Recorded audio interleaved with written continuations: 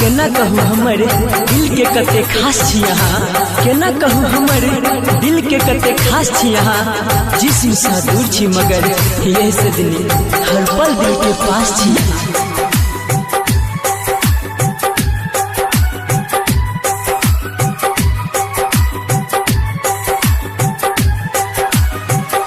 दिल दिलवा के किछु सोचलो ने हम, ये दिल दिलवा के किछु सोचलो ने हम, ये छोड़ब तन साथ कहूँ खा के कसम, ये छोड़ब तन साथ कहूँ खा के कसम, ये दिल दिलवा के किछु सोचलो ने हम, ये दिल दिलवा के किछु सोचलो ने हम, ये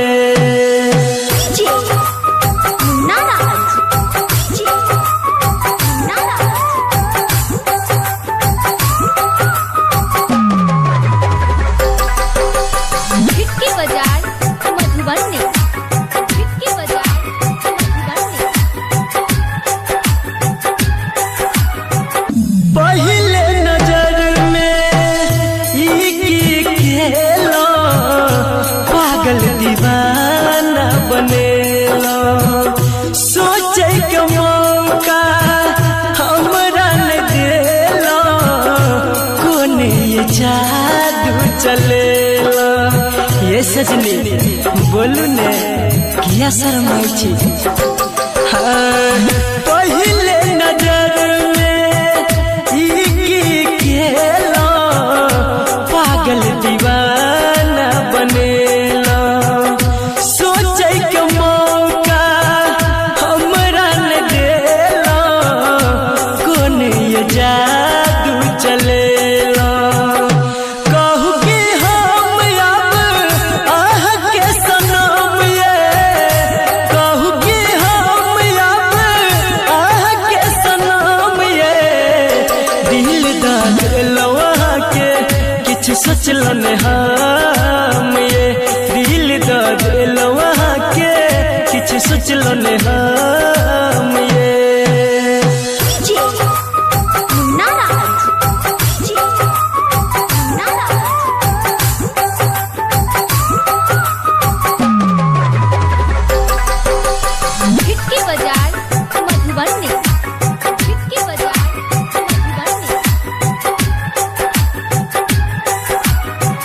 दुख सुख दोनों कोई संगे में बाटब, कहियो ने हमरा डांटब, जिंदगी में गम हम आबे न देब, ये हंस हंस के दिन ये काटब।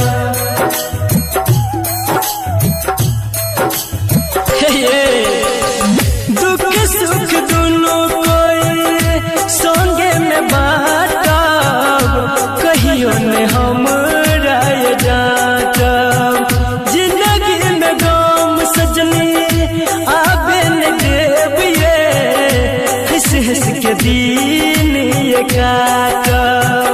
रटर भी कैसे कहे बनब बेरहम, ये संदीप सुमन कहे बनब बेरहम, ये दिल दिलवा के किछु सोचलो ने हम, ये दिल दिलवा के किछु सोचलो ने हम।